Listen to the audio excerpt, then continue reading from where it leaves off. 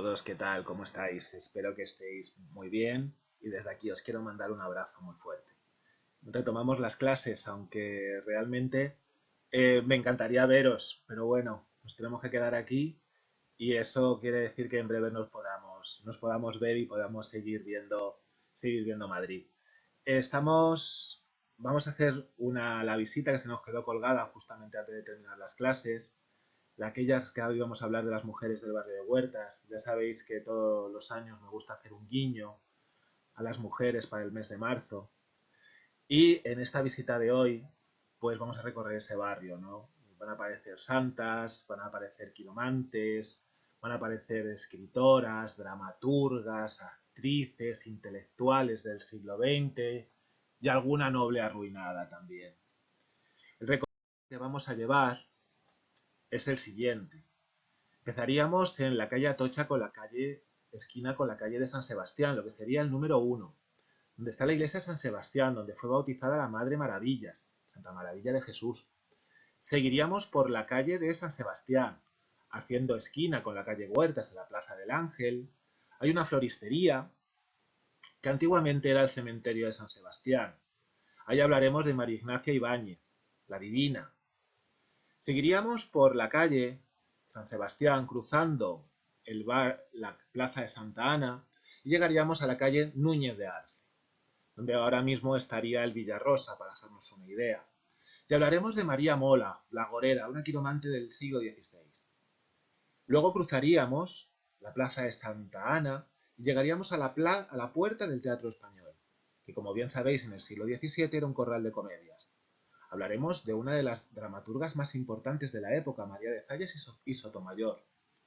Seguiríamos por la calle del Príncipe y haciendo esquina con la calle Huertas tenemos el imponente Palacio de Santoña, donde hablaremos de la duquesa de Santoña, un personaje que de tener todo acabó en la ruina. Seguiríamos bajando, giraríamos a la izquierda por la calle León, tomaríamos la calle Lope de Vega, llegaríamos a la calle Lope de Vega número 6, donde hablaríamos de otra quiromante rara, la Beata Clara, del siglo XVIII. Seguiríamos bajando y llegaríamos a la puerta del convento de las Trinitarias, el hogar de Sor Marcela de San Félix, la hija de Lope de Vega. Seguiríamos para abajo, cogeríamos la calle Jesús y llegaríamos a la puerta de la Basílica de Jesús de Medinaceli. Ahí estaba el antiguo convento de los Trinitarios Descalzos y todos los días a las 11 tenía lugar la misa de las Tres Marías. Seguiríamos por la calle Duque de Medinaceli y subiríamos por la calle del Prado. Terminaríamos nuestra visita en el Ateneo de Madrid, donde hablaríamos de María Goyri, cabeza de la intelectualidad madrileña y española del siglo XX, la mujer de Ramón Menéndez Pidal. Empezando por María Maravillas Pidal y Chico de Guzmán, Santa Maravilla de Jesús, o más conocida y popularmente en Madrid como la Madre Maravillas. La Madre Maravillas nació el 4 de noviembre del año de 1891 en la Carrera de San Jerónimo. El edificio no se conserva. Y fue bautizada ese 12 de noviembre de 1891 aquí, en la iglesia de San Sebastián, como vemos en la imagen. Si observamos esta fotografía, vemos que en el atrio de la iglesia de San Sebastián que aparecen 3 placas donde aparecen los nombres de infinidad de gente importante que aparecen en sus libros parroquiales, bautismos, matrimonios y defunciones. Si vemos la placa de bautismo, la que encabeza la lista, aparece Santa Maravilla de Jesús, año de 1891. En el interior de la parroquia de San Sebastián le tienen dedicada un retablo, como podemos ver aquí. Como decíamos, la Madre Maravillas o María Maravillas nació dentro de una familia bien, noble, posicionada. Su padre, Luis Pidal, era el segundo marqués de Pidal y fue ministro de Fomento y embajador de la Santa Sede. Su madre, Cristina Chico de Guzmán, era sobrina nieta de los duques de Riansares y estaba emparentada también con los condes de Retamoso y marqueses de la Remisa. La familia, como podemos imaginar, era profundamente católica. Su padre y su tío fundaron el partido La Unión Católica. Aquí podemos ver una fotografía familiar donde en el centro, de pie, vestida de blanco, aparece la futura Maravillas. Y aquí María Maravillas a punto de entrar como religiosa. En el año de 1919 entró al Carmelo del Escorial, tomando el hábito un año después, en 1920, y haciendo su primera profesión en 1921. En 1920 toma la decisión de fundar un Carmelo nuevo en el Cerro de los Ángeles.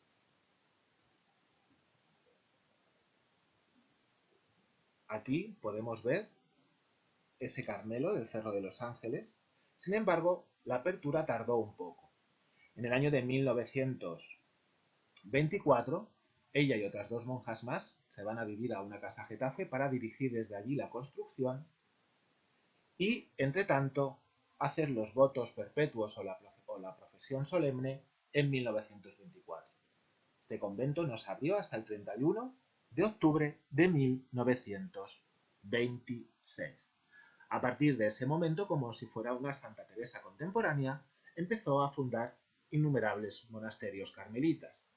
Estando allí como priora, en el Cerro de los Ángeles, fundó en 1933 el convento de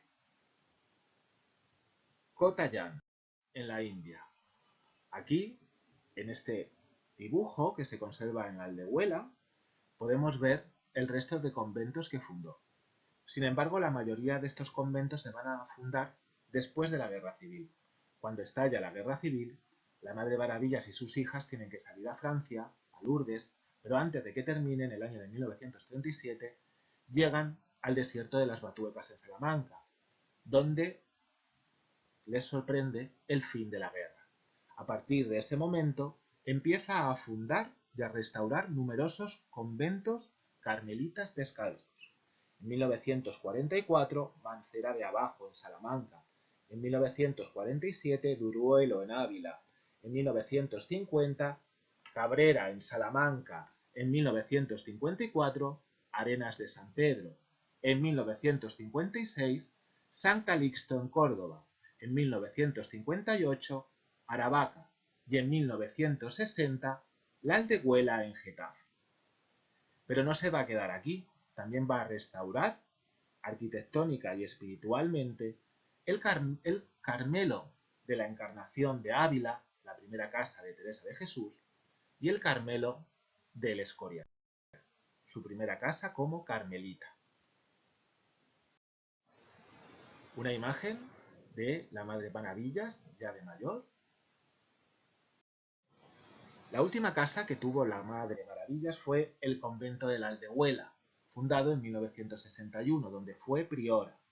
Desde allí gestionó varias iniciativas, como la construcción de una clínica para religiosas, pero también la construcción de una urbanización para trabajadores en Perales del Río, con iglesia, colegio, etc. Aquí falleció con 83 años, el 11 de diciembre de 1974.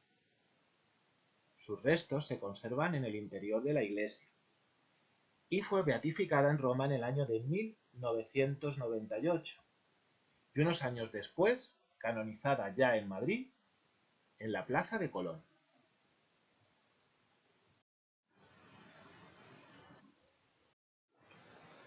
La siguiente mujer que nos sale a nuestro encuentro, en lo que hoy es una floristería, pero que antiguamente era el cementerio de la iglesia de San Sebastián, es María Ignacia Ibáñez, una actriz muy conocida en el siglo XVIII.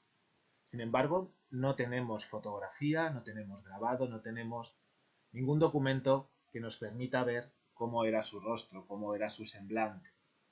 En pleno triunfo, como actriz, se enamoró de José Cadalso, militar y escritor. Cuando estaba preparando su boda, muere María Ignacia, siendo enterrada en el cementerio de San Sebastián. El propio novio alimentó una leyenda en torno a sus restos, como luego vamos a ver. María Ignacia nació en Madrid, en el año de 1745, de familia de actores y dramaturgos. Empezó su carrera en Cádiz con 17 años. Y poco tiempo después ya estaba en Madrid, como suplente de primera actriz. Con 18 años ya es primera actriz en distintas compañías y empezó a ser reconocida y conocida con el sobrenombre de La Divina. Con 25 años conoció a José Cadalso, que tenía 28. Como decíamos, escritor romántico y militar. A diferencia de ella, que estaba en el cenit de su carrera, él pasaba unos momentos delicados. Además de su belleza, María Ignacia tenía una buena formación. Cadalso la consideraba la mujer de mayor talento que él había conocido. E incluso llegó a intervenir en algunos textos para el propio Cadalso, si bien es cierto que luego los firmaba él. Cadalso la nombraba en sus textos como Félix y la escribió para ella una comedia teatral, Sancho García, conde de Castilla, que no tuvo mucho éxito. De las 5 representaciones, las 2 últimas no fue nadie a verla. Como Cadalso quería casarse con ella, pidió permiso al ejército. Y el ejército se lo dejó muy claro. No te puedes casar con una actriz. En el caso de que te cases, te expulsamos de la institución. Pero no le hizo falta pedir permiso, porque al final la boda no se llevó a cabo, porque María Ignacia terminó falleciendo el 22 de abril de 1771, siendo enterrada aquí, en el antiguo cementerio de la parroquia de San Sebastián. Parece ser que sería normal que el escritor visitara la tumba. Incluso sus amigos, para entretenerle, le llevaban justamente aquí enfrente, en lo que ahora es el Palacio de Tepa. La parte baja estaba la fonda de San Sebastián, donde no solo iba el escritor, iban otros amigos suyos como Moratín, etc. Sin embargo, el propio escritor decidió crear como una especie de leyenda. Y esa leyenda consistió en que una noche, cuando no había nadie, se fue al cementerio, cargado con pico y pala, desenterró el cuerpo de su amante y se lo quiso llevar a casa para suicidarse con él. Afortunadamente, los sirvientes del conde de Aranda lo pararon. Bueno, parece ser que esta leyenda nunca tuvo lugar, que el propio Cadalso se la inventó. Recordemos que fue el pionero del romanticismo en España. Es más, meses después, le tenemos tranquilamente en Salamanca con la vida prácticamente rehecha. Cadalso al final también, como todo el mundo, falleció en el año de 1782, en el cerco de Gibraltar, cuando le cayó el casco de una granada en la cabeza. Aquí tenemos la placa amarilla de Memoria de Madrid, donde se fija la fonda de San Sebastián, donde acudía el escritor, seguramente también María Ignacia. Y aquí tenemos el que se considera el único retrato que conservamos de José Cadalso. Cruzando la Plaza del Ángel y la Plaza de Santa Ana, llegamos a la actual calle de Núñez de Arce, dedicada a Gaspar Núñez de Arce, poeta y político del siglo XIX. Pero anteriormente, esta calle se llamaba la calle de la Gorguera, pero no tenía nada que ver con esta prenda que se utilizaba en el cuello. Parece ser que Gorguera venía de agorera. ¿Y quién era la agorera? La agorera era María Mola. una bruja quiromante que vivía en María Mola, hechicera, parece ser que era oriunda de Burgos, donde sus prácticas poco ortodoxas habían llevado a denunciarla a la Inquisición. Y ella fue paseada como escarnio público con coroza, que era el gorro cónico de papel que se ponían de castigo a los reos, y, una vez bien untada de brea, completamente emplumada, y así, como escarnio público, montado en un burro, fue paseada por Burgos.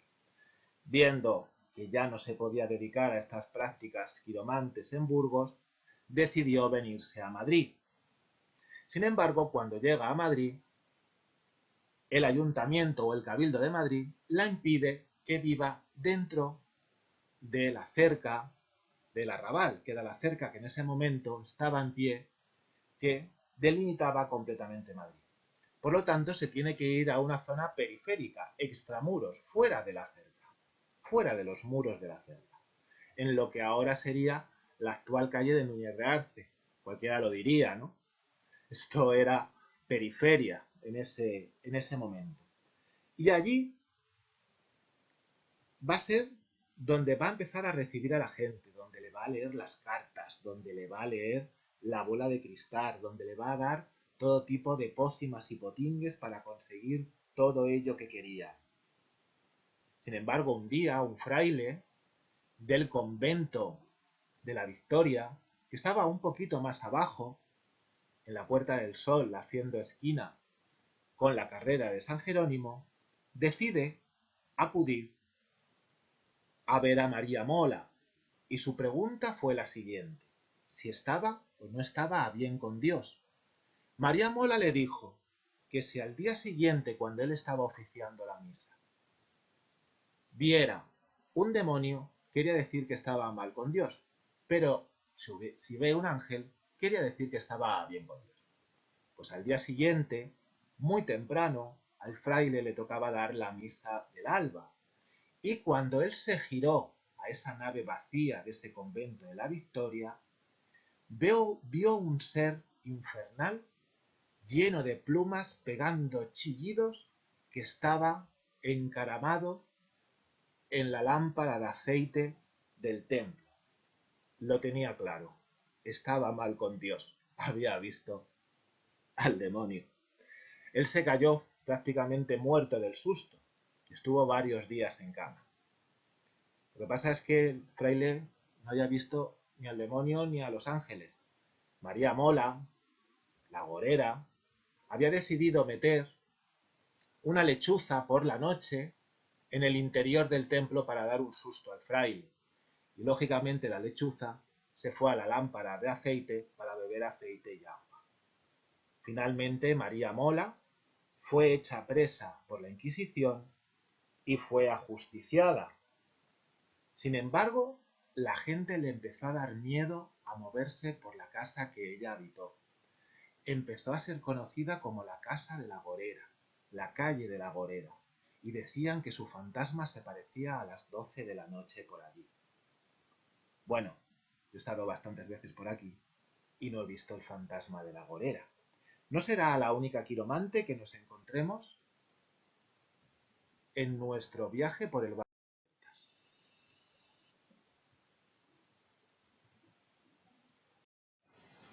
Llegaríamos a la plaza de Santa Ana, y aquí tenemos una vista de la plaza de Santa Ana, a la puerta del Teatro Español.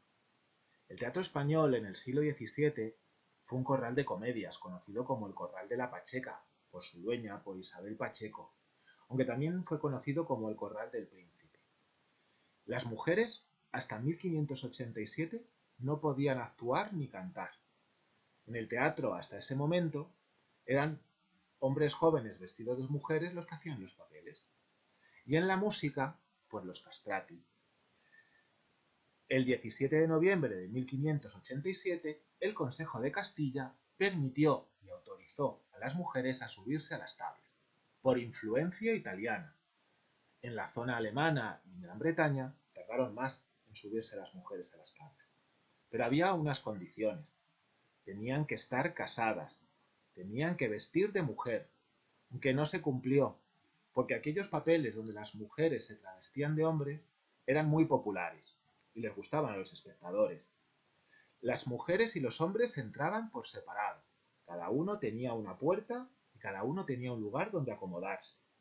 Las mujeres todavía se conserva la puerta de la cazuela, que da a la calle del Prado. La cazuela estaría justamente encima de la puerta principal del corral, y había un acomodador, que era conocido como el apretador. ¿Por qué? En ese momento, los vestidos femeninos eran tremendamente voluminosos, y había que apretar para que todas las damas que habían adquirido la localidad pudieran acomodarse dignamente. Las actrices eran realmente reconocidas en el siglo XVII. Casi todas eran vinculadas al teatro o a la escena por sus familias. Sin embargo, las que eran menos reconocidas eran aquellas que eran escritoras, las famosas dramaturgas.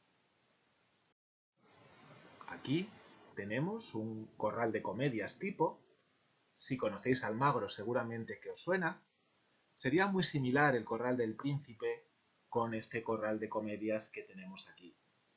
Las actrices eran tremendamente valoradas. Además, se necesitaban actrices para papeles protagonistas. Solían ser guapas y se consideraban poco honorables, atrevidas, procaces y amantes de hombres poderosos.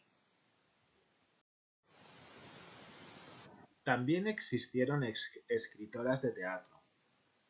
Hubo escritoras de éxito, pero son poco conocidas. La modestia, la humildad, fueron virtudes de las mujeres y la escritura se consideraba una vanidad censurable.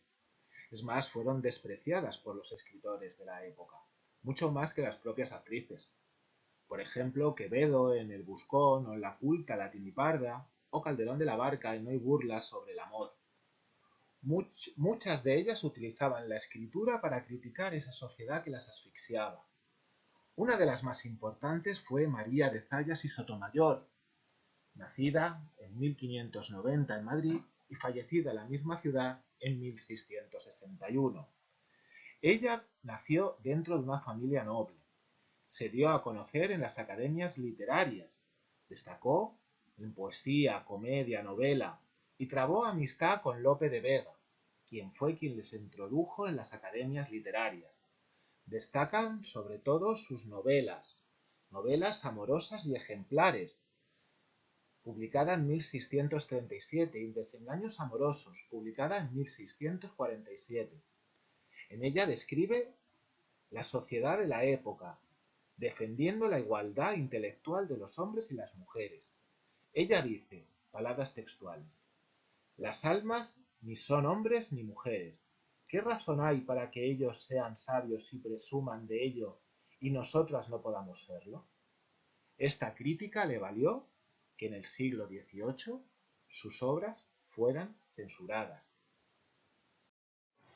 Aquí tenemos un manuscrito de María de Zayas, conservado en la Biblioteca Nacional, de la traición en la amistad, y si hay alguien que sabe grafología, fijaros qué letra tan maravillosa que tenía María de Zayas.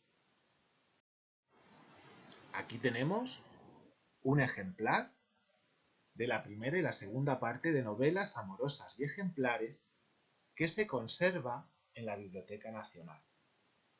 Pero deciros que no solo tenemos a María de Zayas, tenemos a otras importantes escritoras y dramaturgas, como Ana Caro Mayén de Soto, donde su actividad se dividió entre Madrid y Sevilla. Parece ser que esta mujer fue en un primer momento esclava y luego fue liberada por sus dueños. Fue bautizada de mayor y fue amiga de importantes personalidades, como de María de Zayas, como la condesa de Paredes, que era mecena de mujeres literarias, y también fue amiga de importantes escritores, como Vélez de Guevara, que la menciona en El Diablo Cojuelo.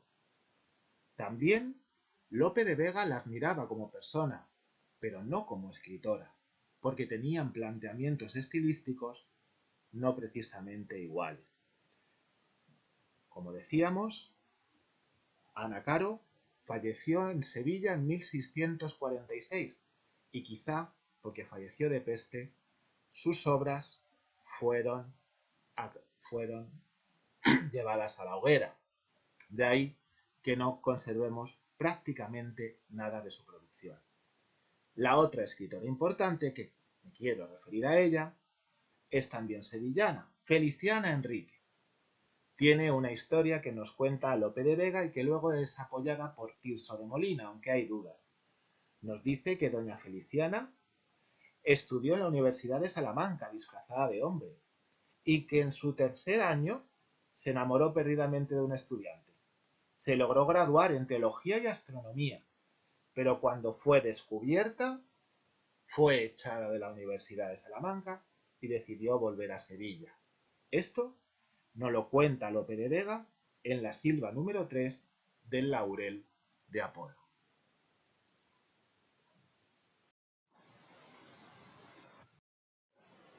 Continuando por la calle del Príncipe, llegamos a la confluencia, a la esquina de la calle Huertas, y aquí tenemos el espectacular Palacio Santoña, donde nos va a recibir María del Carmen Hernández Espinosa de los Monteros, la duquesa de Santoña.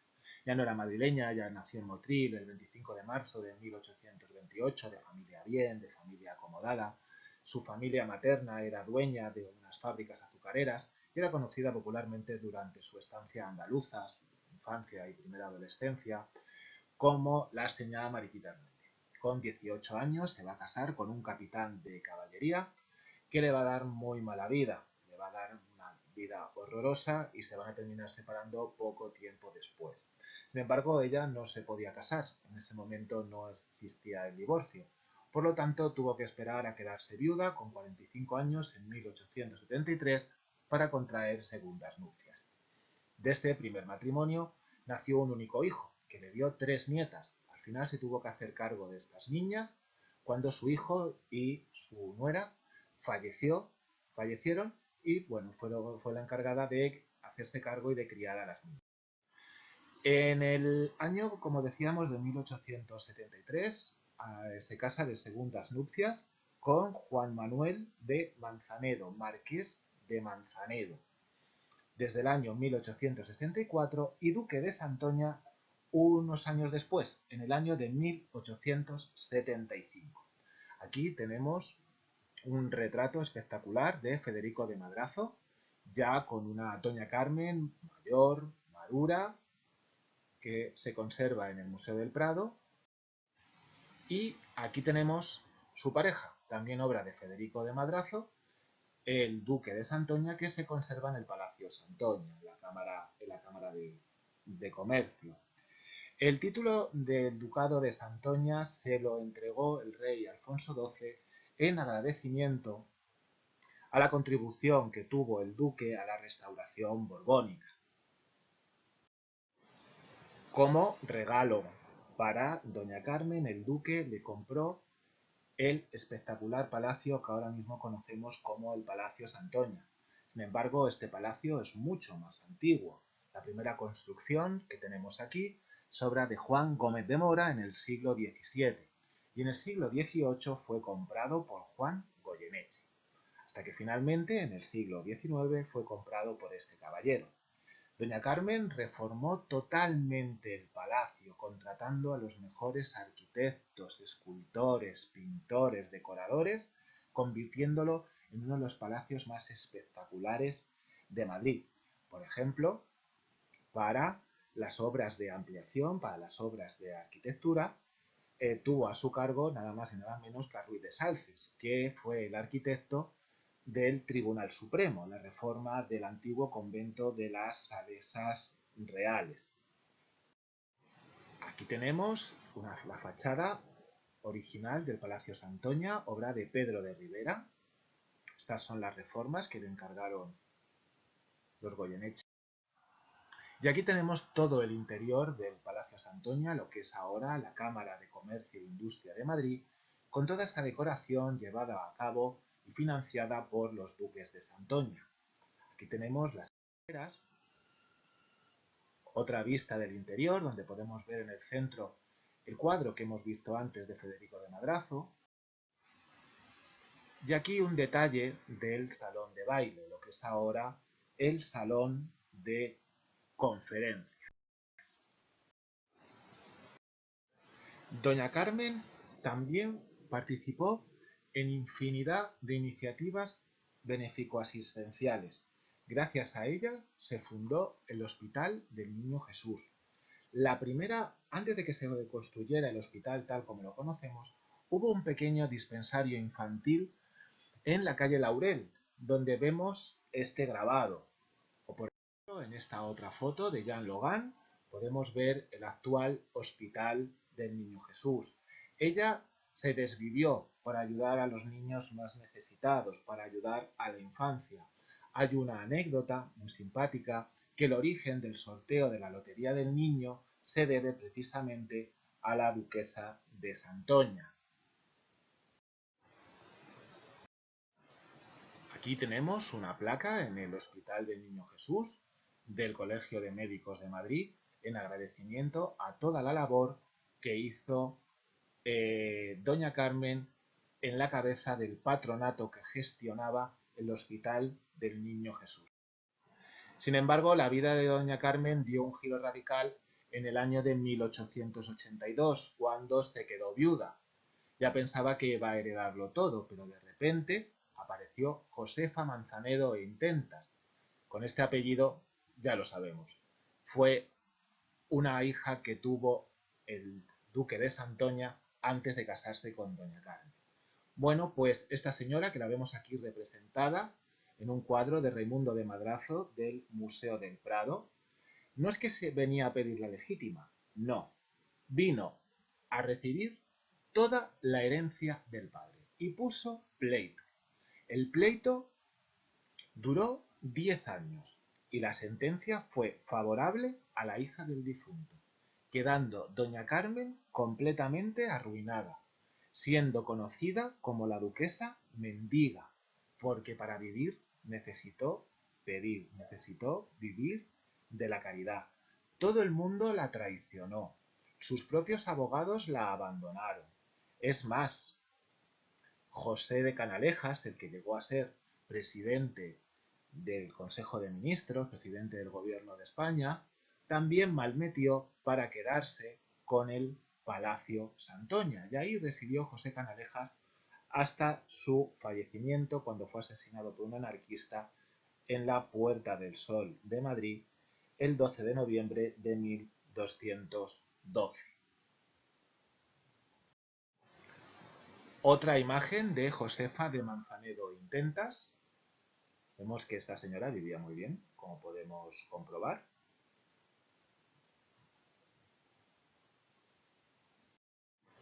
Y al final, doña María del Carmen terminó falleciendo a los 66 años, completamente arruinada, en la calle Olózaga de Madrid, siendo enterrada en el cementerio de San Isidro en una humilde sepultura, porque la hija, doña Josefa, de su marido, se negó en redondo de que ella fuera enterrada en el panteón oficial de los duques de Santoña. Parece ser que lo que sufrió doña Carmen fue un complot. En ese momento amasaba una espectacular fortuna y las envidias de la propia nobleza hicieron el resto.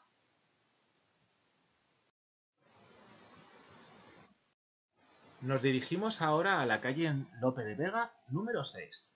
Además, lo tenemos perfectamente localizado, donde vivía la Beata Clara. A principios del siglo XIX, en lo que se llamaba antiguamente la calle Cantarranas, vivía la popular Beata Clara. Gente de toda condición, pobres, nobles, acudían a que la leyeran el futuro, a buscar sanación, a consejo financiero y, lo más peligroso, asesoramiento político. Lo más granado de la corte acudían por ahí. Era experta en bebedizos, brebaje, magia, superchería, quiromancia. Lo mismo solucionaba un mal de amores que un problema financiero o asuntos de estado. Se hizo pasar por tullida durante años cuando realmente no lo era, y afirmaba que tenía permiso de la Santa Sede para vivir como vivían las clarisas, con los 3 votos: obediencia, pobreza y castidad, menos clausura, que como estaba tullida, pues eso se libraba. Incluso se llegó a librar de la Inquisición en alguna ocasión. Le fue tan bien su negocio que abandonó la calle Cantarranas, la antigua calle Lope de Vega, y se fue a la desaparecida calle de los Santos, al lado del convento de San Francisco el Grande. Realmente la Beata Clara amasaba una espectacular fortuna. Ella no cobraba, pero los donativos eran espectacularmente grandes. Sin embargo, un día se le ocurrió despedir a una de sus asistentas, y la asistenta contó lo más grande sobre ella, llegando a oídos de la Inquisición, que decidió finalmente tomar cartas en el asunto. Sin embargo, cuando la Inquisición fue a detenerla en su casa, el pueblo de Madrid se lanzó a la calle. No daba crédito que una señora con fama de santidad pudiera ser detenida de la Inquisición. Es más, la Inquisición tuvo que hacer guardia en la puerta de su casa porque la gente crédula de Madrid entraba a las habitaciones que había recibido la Beata Clara y se llevaba los cachitos del gotelé como si fueran preciadas reliquias. Es más, unos años después, en el año de 1804, Madrid tuvo un pequeño terremoto y el pueblo de Madrid seguía diciendo que eso había sido un castigo por haber detenido a la Beata.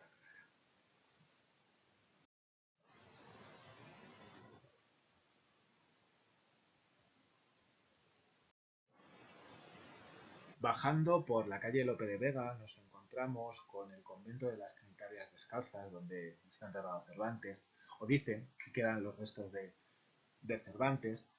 Y ahí en ese edificio, pero no es el que estamos viendo, sino el anterior, luego os enseñaré alguna diapositiva, fue donde residió la hija escritora de Lope de Vega, Marcela de San Félix.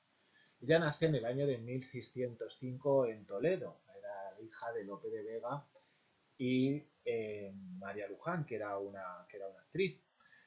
Tuvo otro hermano que sí le reconoció a Lope de Vega, pero Lope no quiso reconocer a su hija, a Marcela, y de ahí que la partida de bautismo aparezca con el nombre de Marcela Expósita. Cuando fallece la madre de la criatura, Marcela y su hermano se van a vivir con Lope de Vega, se van a vivir a la casa que él tenía, en la actual calle de Cervantes, la antigua calle de Francos, y realmente Lope de Vega la tenía un poco como correveidile para llevar las cartas a sus muchos amores que tenía por el barrio. Sin embargo, Marcela, que por la formación con su padre sabía leer, escribir perfectamente, va a decidir meterse al convento de las Trinitarias, que está prácticamente a tiro de piedra al lado de la residencia familiar. Es más, el propio Lope de Vega organizó absolutamente todo para la toma de hábitos de Marcela y la pagó el duque de Sesa, que era el secretario de Lope de Vega. Hay una anécdota muy simpática que el propio Lope de Vega le escribía las cartas de amor al duque de Sesa. De ahí que seducía por partida doble, a las suyas y a las ajenas. Aquí tenemos el cuadro completo que lo tenemos en la casa museo de Lope de Vega. Es el único retrato que conservamos de Sor Marcela. Fijaros, vestida con el hábito trinitario, con esa cruz eh, de los trinitarios descalzos. Y este es el convento que tenemos en la actualidad, pero que no llegó a habitar Marcela. Ella habitó el convento anterior, el convento primitivo. Este convento lo costearon los marqueses de la Laguna ya bien entrado el siglo XVII. En esta imagen vemos el plano de Teixeira, donde vemos en la parte superior la casa de Lope de Vega, en la calle Francos, y en la parte de abajo, en lo que ahora sería la calle Lope de Vega, lo que es la calle Cantarranas, metido en un recuadro rojo, tenemos el convento de las Trinitarias. Realmente, Sor Marcela en este convento hizo de todo. Fue hermana portera, refitolera. ¿Qué es esto de hermana refitolera? La encargada de tener al día el refectorio, tener los cubiertos, tener los platos, tener los vasos preparados para que las monjas pudieran comer. Pero también fue maestra de novicias e incluso llegó a ser superiora. Ella fue escritora, escribió poesía, escribió también una autobiografía, escribió también teatro sacro para representarlo en el interior del convento. Pero parece ser que por un confesor que la recomendó que eso de escribir no era de mujeres, muchos de sus escritos acabaron en la hoguera.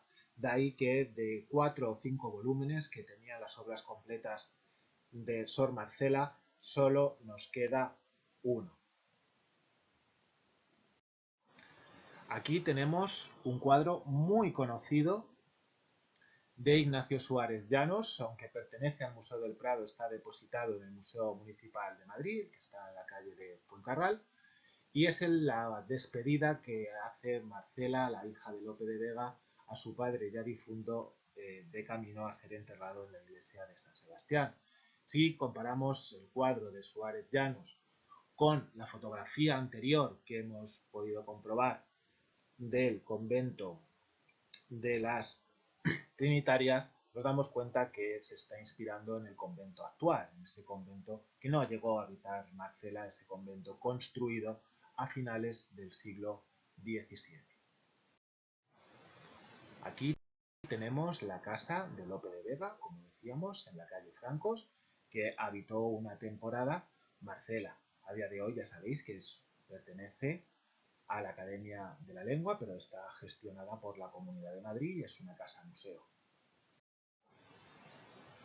Y bajando por la actual calle de Lope de Vega, giramos a la izquierda, nos vamos por la calle de Jesús, a la Plaza de Jesús, y llegaríamos a lo que es la actual Basílica del Cristo de Medinaceli, donde nos esperan tres mujeres, las llamadas Tres Marías, como ahora vamos a comentar. Quizá la más conocida fue María Inés Calderón, la Calderona, la amante más conocida del rey Felipe IV. En el convento de los Trinitarios Descalzos, donde ahora mismo se alza la Basílica de Medinaceli, aquí lo tenemos en el plano de Teixeira de 1656, todos los días a las 11 de la mañana acudían las tres actrices más populares en ese momento en Madrid, de principios del siglo XVII, María de Córdoba, María Riquelme y María Inés Calderón, la Calderona. De ahí que fuera conocida popularmente como la Misa de las Tres Marías. Y todo el mundo acudía a ver a estas actrices populares de la época. María de Córdoba era conocida popularmente como la sultana, porque el duque de Osuna, que era su amante, le regaló una serie de tapices. Esta señora estaba casada con un autor teatral que se llamaba Andrés de Vega y, a diferencia de su mujer, que era conocida como la sultana, este caballero era conocido como el Gran Turco. Ya no solo era actriz y tuvo compañía propia, sino también se dedicaba a alquilar vestuario, que es a lo que se dedicó fundamentalmente cuando ella enviudó. Ella recorrió las tablas tanto sevillanas, vallisoletanas, madrileñas y también valencianas. Y tenía un carácter tremendo, tenía un carácter realmente de verdadera diva, a diferencia de otras representaciones teatrales donde no existía el pago por adelantado, ella exigía el pago por adelantado, incluso en alguna ocasión dejó al público tirado y no salió a representar por caprichos de diva. La siguiente actriz era María Riquelme, falleció muy jovencita. A veces a las actrices se las asocia a una actitud, bueno, casquivana, amante de gente importante, pero hay otras como que no, como María Riquelme, que era, aparte de ser una virtuosa de las tablas, era guapa, bella, bailaba, declamaba y encima era piadosa y religiosa. Es más, cuando ella falleció en Madrid con 33 años, en el año de 1656, años después, 40 años después, cuando se exhumó su cuerpo, estaba incorrupto. En ese momento eso era prácticamente señal de santidad. Aquí tenemos una fotografía muy interesante donde se puede ver, donde ahora se alza la Basílica de Medinaceli, cómo era la fachada de ese convento de los trinitarios descalzos que acudían estas tres mujeres. Y aquí un aspecto actual de la Plaza de Jesús, ¿no? Con la Basílica de Jesús de Medinaceli. Sin embargo, de las tres, la más popular, sin duda, fue doña María Inés Calderón, la Calderona, Marizápalos, etcétera, tantos y tantos motes que tuvo. Realmente la historia de la Calderona está mezclada entre lo que es la historia y lo que es la leyenda. Realmente el único documento histórico es la partida de nacimiento del hijo que tuvo con Felipe IV, don Juan José de Austria.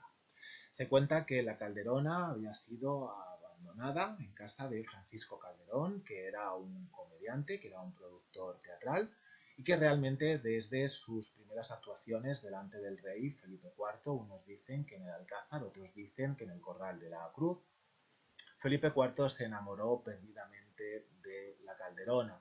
Sin embargo, la Calderona desaparece de la historia en el momento que da a luz a don Juan José de Austria.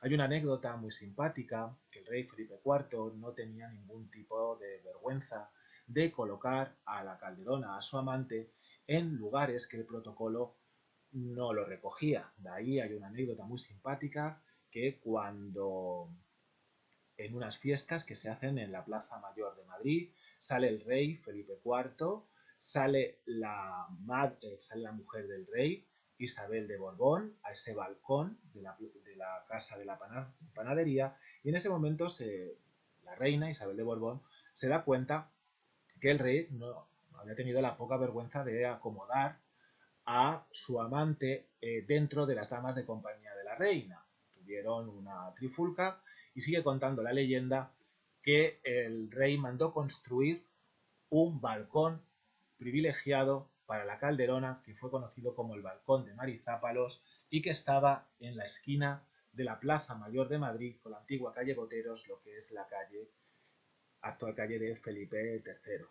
Cuando la Calderona da a luz, sigue contando la tradición que acaba en Valfermoso de las Monjas, convento benedictino, donde llegó a ser abadesa. Sin embargo, hay otra tradición, otra leyenda, que dice que la Calderona se llegó a escapar de este convento y llegó a ser una bandolera de la actual Sierra Calderona, que está pues entre las provincias de Teruel, Guadalajara y Castellón. Estaría un poco por esa zona. El cuadro que tenemos aquí, que está en las Descalzas Reales, es el único cuadro que tradicionalmente se atribuye la figura femenina que aparece a doña Inés Calderón, a la Calderona. Se ha pensado que es como una especie de alegoría a la vanidad. Aquí tenemos un retrato de Velázquez del año 1628 del rey Felipe IV en el momento que mantenía el romance con la Calderona. Hay fuentes que dicen que Felipe IV tuvo fuera del matrimonio más de 40 hijos. Sin embargo, al único que reconoció fue al hijo que tuvo con María Inés Calderón. Esta es la partida del bautismo de don Juan José de Austria, de la parroquia madrileña de San Justo y Pastor, y en ningún momento se habla de los padres de la criatura. Es más, en la partida de bautismo pone: bauticé a Juan, hijo de la tierra. Es decir, no se quería decir quién eran los padres de esta criatura. Bueno, aquí tenemos un retrato anónimo del hijo que tuvo la doña Inés Calderón, la Calderona, con el rey Felipe IV, que se conserva en el Museo del Prado, pero que no está expuesto. Este también tuvo sus aferes sentimentales. Este caballero, cuando fue virrey de Nápoles, dejó embarazada a Rosa, una sobrina del pintor José de Ribera, con la que tuvo una hija. Este caballero abandonó a Rosa y la hija, Margarita, al final entró como religiosa clarisa en el convento de las Descalzas Reales de Madrid. Y llegando a la Plaza de las Cortes y subiendo por la calle del Prado, llegamos al Ateneo de Madrid, institución fundada en el año de 1835, no en ese lugar, anteriormente tuvo otras sedes. Y aquí vamos a hablar de una de las grandes intelectuales de la época, María Goyri y Goyri. Realmente María Goyri no fue la primera mujer ateneísta. La primera mujer ateneísta fue doña Emilia Pardo Bazán. Pero si hablando del Ateneo también tendríamos que mencionar a Carmen de Burgos, la que fue la precursora del divorcio durante la Segunda República.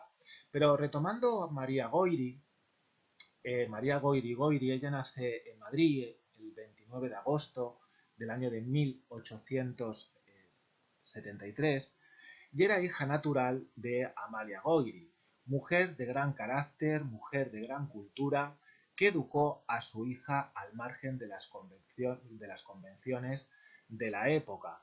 Es más, cuando era niña la educó en su casa y la apuntó a un gimnasio. Nos tenemos que poner en la mentalidad del siglo XIX. Con 12 años la matriculó en la Escuela de Comercio de la Asociación para la Enseñanza de la Mujer, que había sido creada años antes por Fernando de Castro, sacándose los títulos de comercio e institutriz. Y tuvo de compañera a otra de las grandes, a María Alejárraga. Con 16 años comienza a asistir como oyente a la Facultad de Filosofía y Letras, eh, pero esta situación de oyente solo va a ser un año, porque rápidamente va a pedir permiso y se le va a conceder para que se matricule, pero con unas condiciones. No permanecer en los pasillos, entrar en el aula con el catedrático o el profesor de turno y no sentarse junto a sus compañeros, sino en una silla aparte junto con el profesor.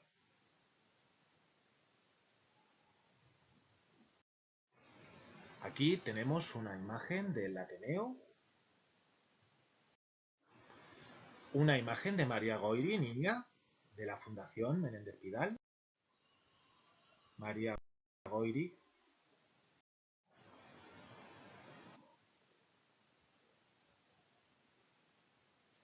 María se licenció en el año de 1896, pero no fue la primera mujer en sacarse la carrera de Filosofía y Letras. La primera mujer fue Matilde Padrós. Y María, como luego veremos, se doctoró en el año de 1909. En esta época de estudiante, solía acudir con asiduidad al Ateneo de Madrid y va a ser allí donde va a dar su primera conferencia en el marco del Congreso Pedagógico Hispano-Portugués y va a ser donde va a hacer sus primeras publicaciones. Es más, en una conferencia que se va a dar aquí en el Ateneo, por eso nos trae María Goyri al Ateneo, de Marcelino Menéndez Pelayo en el año de 1896, va a conocer a quien va a ser su marido, don Ramón Menéndez Pidal. Y aquí comienza una amistad y trabajo en común sobre el romancero, que va a ser la gran obra del matrimonio. Ellos acudían a la Biblioteca Nacional, pero una cosa muy simpática, las mujeres tenían una sala de lectura, los hombres otra, quedaban en la puerta, se paseaban por el Paseo de Recoletos y finalmente se van a terminar casando el 5 de mayo de 1900 en la iglesia San Sebastián de Madrid. Aquí tenemos la fotografía de la boda del matrimonio. Realmente en un primer momento la familia de Menéndez Pidal, que era una familia bien, una familia de tradición, muy católica, pues no vio con buenos ojos el matrimonio con María Goyri. Es curioso cómo el viaje de novios no fue una cosa muy simpática porque hicieron la ruta de los pueblos del destierro del Cid. Bueno, aquí también la placa de matrimonios de la iglesia de San Sebastián. Si empezamos a leer desde abajo, la cuarta desde abajo, fijaros, Ramón Menéndez Pidal, María Goyri, año de 1900. Hay una historia, una anécdota que se cuenta mucho de María Goyri, referente al romancero, que tiene lugar en el burgo de Osma durante el viaje de novios, que cuando estaban viendo un eclipse, al lado había una lavandera, y María le da por recitar un poema y la lavandera le dice, pues yo conozco ese romance, pero conozco muchos más. Y en ese momento la lavandera le empezó a recitar romances castellanos y había uno que estaba dedicado a la muerte del príncipe Juan que María Goyri no conocía, y en ese momento se da cuenta que el romancero castellano, aunque se había dejado de escribir o dejarlo por escrito en el siglo de oro, todavía estaba vigente. Es más, es en ese momento cuando está trabajando en su tesis doctoral, que la va a defender en el año de 1909, que habla precisamente de eso, ¿no? De Lope de Vega y el romancero, que es la imagen que ahora mismo tenemos en pantalla. Ella trabajó como profesora en distintas instituciones, muchas de ellas vinculadas con la institución libre de enseñanza. Trabajó en la Asociación para la Enseñanza de la Mujer, en la Residencia de Señoritas de María de Maeztu, que era muy similar, pero para señoritas, a la famosa residencia de estudiantes con Lorca, Dalí y Buñuel más conocida, al Instituto Escuela y también a la Institución de Libre de Enseñanza y sobre todo a la Junta para la Ampliación de Estudios. La guerra civil sorprende al matrimonio en la casa de campo que ellos tenían en San Rafael, en Segovia, y de San Rafael pasan al Espinar, del Espinar a Segovia, y desde el bando nacional se pide informes, ¿no? Tanto de Ramón Menéndez Pidal como de María Goyri. De Ramón Menéndez Pidal se dice lo siguiente: presidente de la Academia de la Lengua, persona de gran cultura, esencialmente bueno, débil de carácter, totalmente dominado por su mujer, al servicio del gobierno de Valencia como propagandista en Cuba. Y de María Goyri, persona de gran talento, de gran cultura, de una energía extraordinaria que ha pervertido a su marido y a sus hijos, muy persuasiva y de las personas más peligrosas de España. Es sin duda una de las raíces más robustas de la revolución. Bien, pues esta fue el informante de Segovia al gobierno de Burgos. Consiguen llegar a Madrid, al Madrid republicano, de ahí pasan a Valencia, de Valencia cruza la frontera hacia Estados Unidos, Francia, y terminada la guerra regresan a España y les devuelven el archivo del romancero que había sido incautado por la Junta del Tesoro Artístico de la República para su salvación. Ya había viajado con las obras del Museo del Prado desde Madrid a Ginebra, pasando por Valencia y pasando por Barcelona. En los últimos años de María Goyri, después de la guerra, ya va a estar apartada completamente de la docencia, aunque con su hija Jimena va a fundar el Colegio Estudio, donde fue directora y también fue profesora de lengua y literatura. En los últimos años de su vida los va a pasar en su casa de Madrid, que tenemos aquí en esta imagen. Se va a dedicar a cuidar y a mejorar el archivo familiar, a recopilar y sintetizar todos los romances de la tradición oral que ella había recogido en el archivo del romancero. Y en una palabra, ¿no? Pues a cuidar ese vasto patrimonio que tuvo el matrimonio. Ella falleció en Madrid el 28 de noviembre de 1954 y fue enterrada en la Sacramental de San Justo. Sin embargo, por expreso deseo de ella, en la lápida no se colocó su nombre. Aquí tenemos una imagen del matrimonio en la Casa de Madrid, a día de hoy es Fundación Menéndez Pidal. Y con esto terminaríamos el vídeo y por si acaso se me iba a olvidar, que no se me iba a olvidar, que un abrazo muy muy fuerte a todos. Nos quedamos en casa para vernos pronto. Os echo de menos, la verdad. A todos. Yo si no tengo a mi Madrid y no tengo a mi grupo me falta algo. Pero bueno, que esto solo es temporal y que nos vamos a ver pronto. Un abrazo enorme para todos. Chao y nos vemos en la siguiente.